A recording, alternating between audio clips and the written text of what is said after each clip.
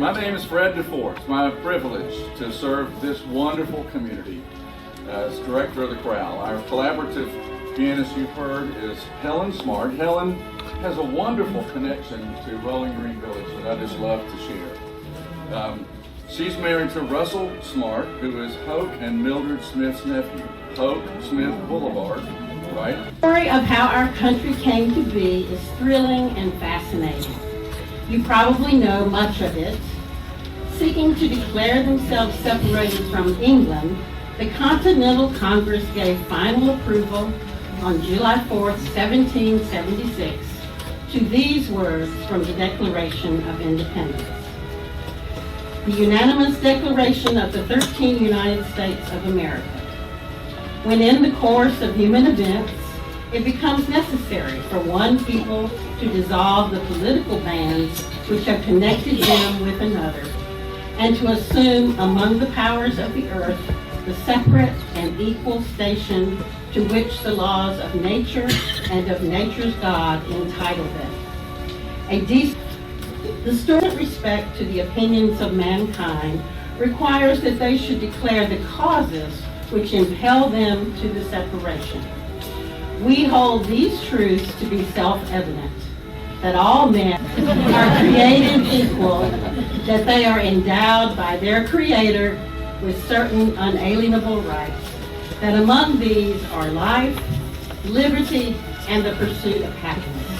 Would you rise in body or spirit as we pledge allegiance to the flag and sing our national anthem?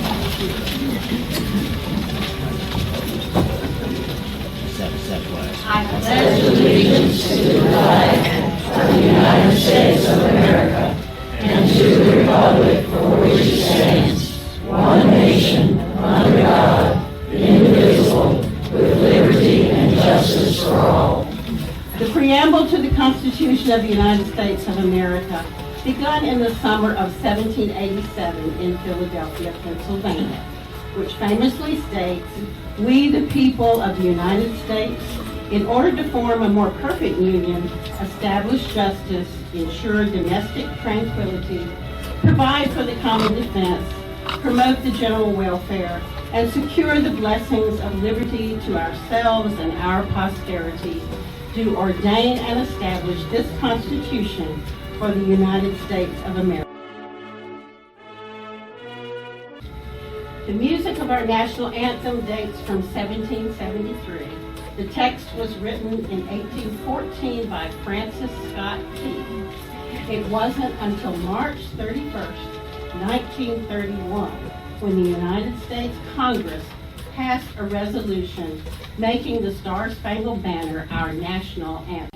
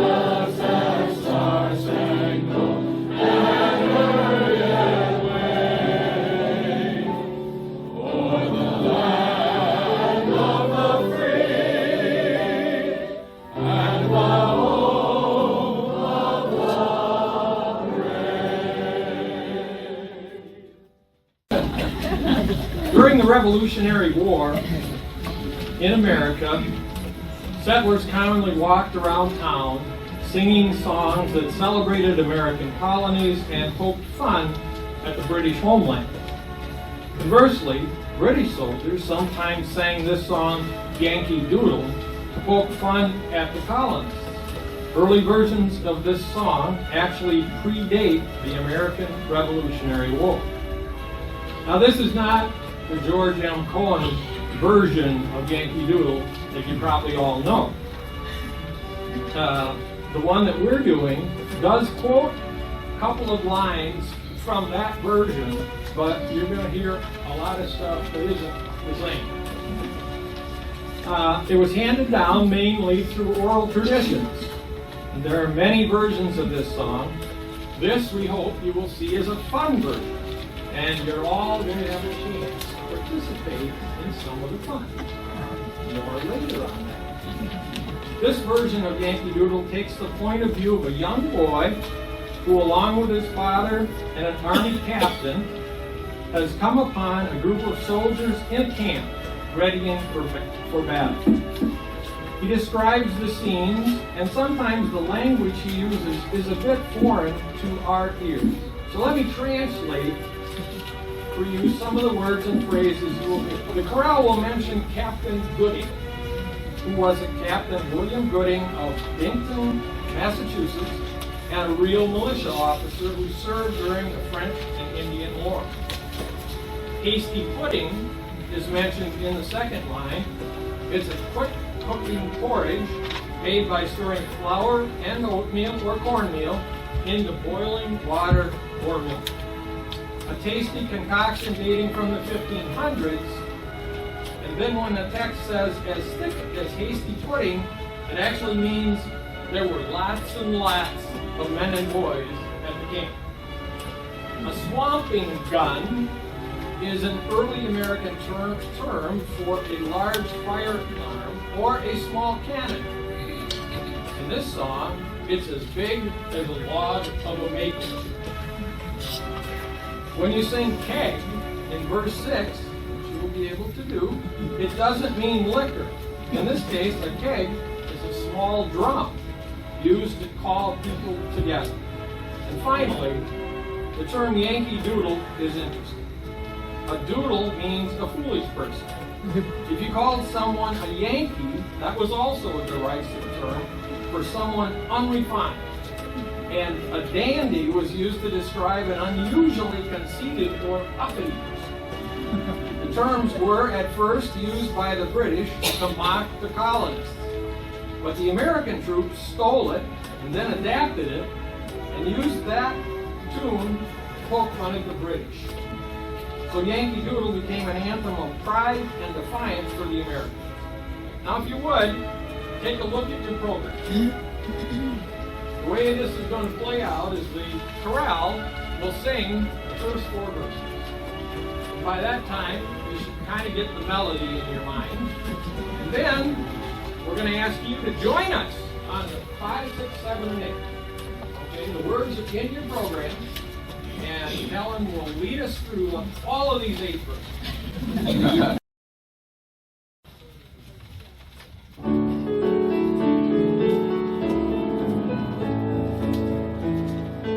Father and I went down to camp along with Captain Gooding, and there we saw the men and boys as thick as hasty pudding.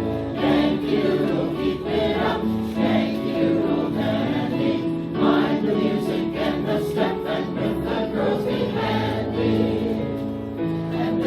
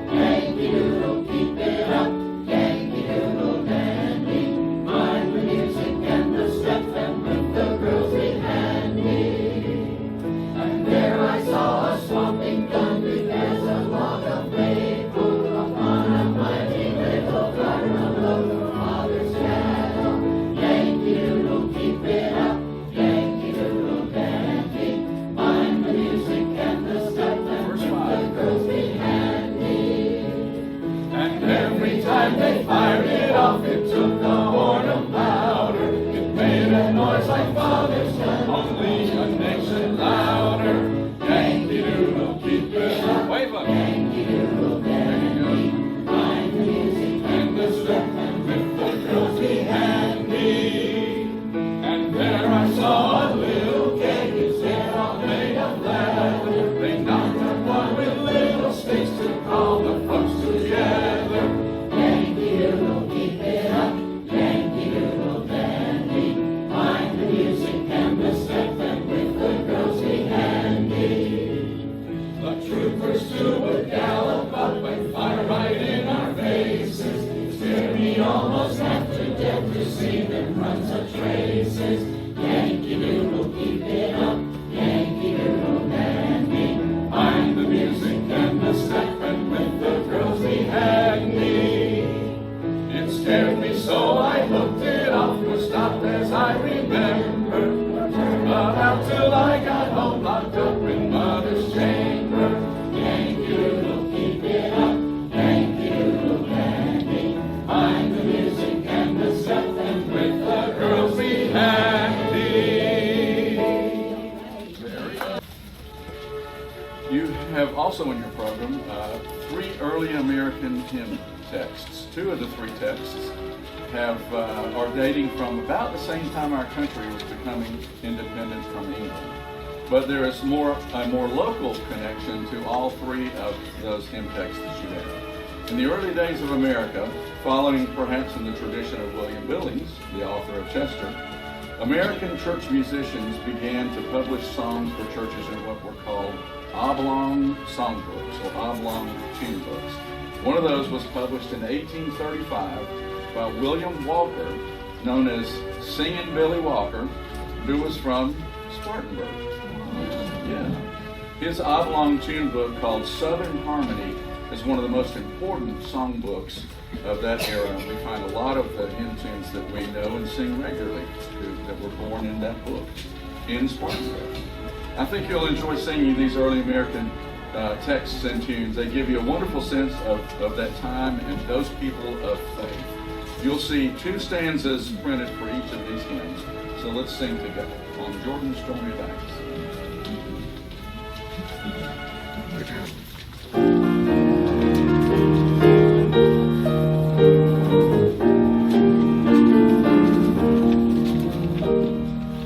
On Jordan's stormy banks I stand and cast a wishful eye to Canaan's fair and happy land, where my possessions lie.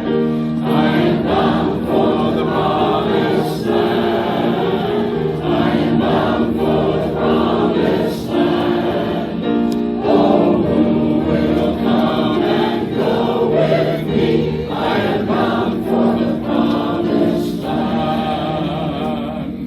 When shall I reach that happy place? I'll be forever blessed, for I shall see my Father's face, and in His bosom rest. I am bound for the promised land. I am bound for the promised land. Oh, who will come and go with me? I am bound for the promised land. And come ye sinners poor and needy. Feel free to sing parts, I forgot to tell you. Just have fun with it.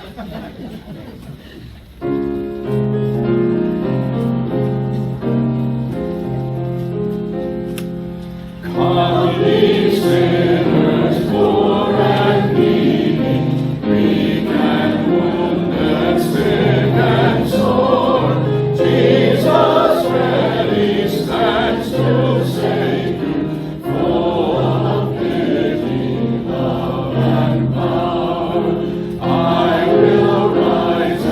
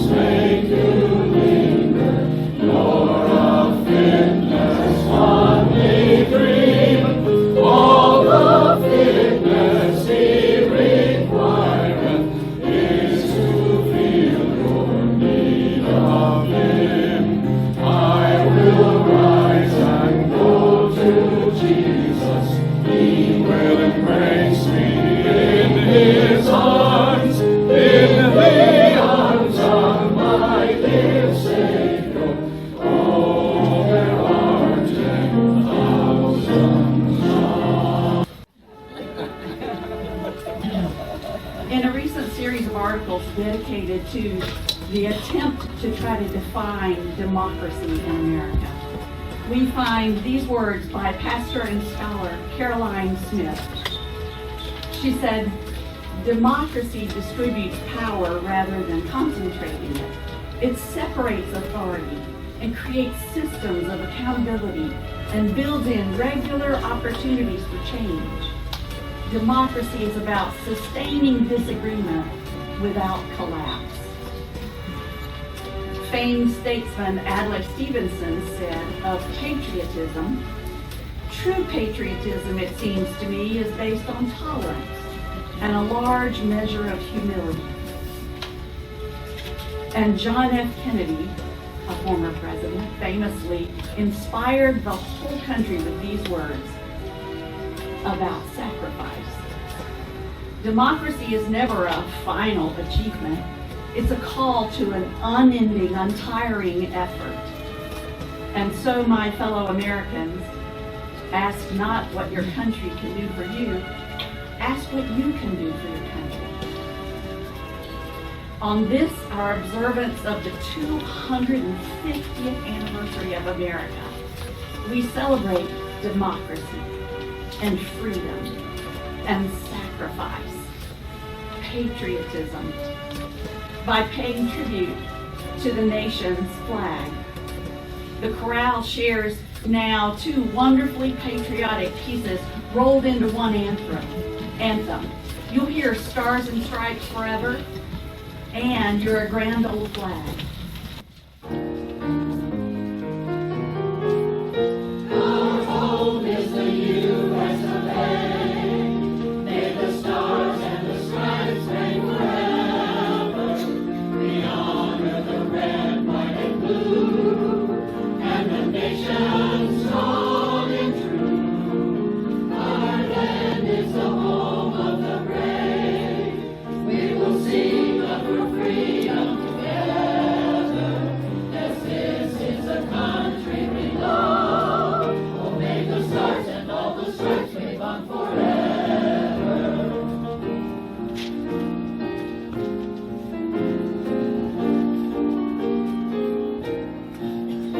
You're a grand old flag, you're a high-flying flag, and forever in peace may you reign.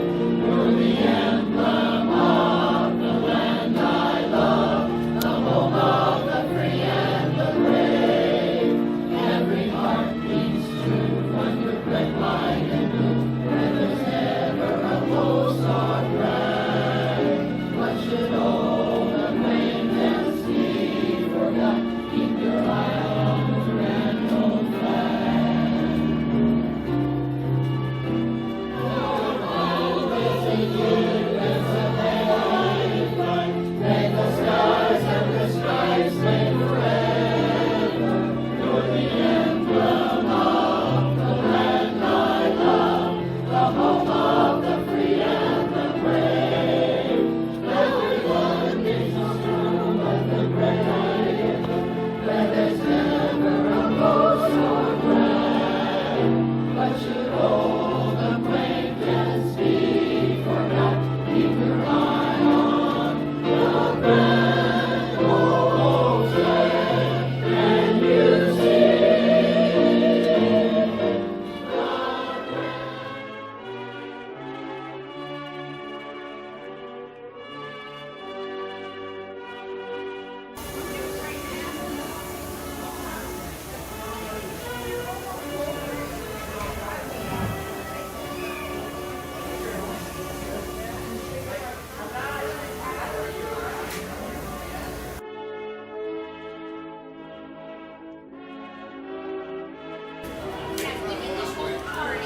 Got it.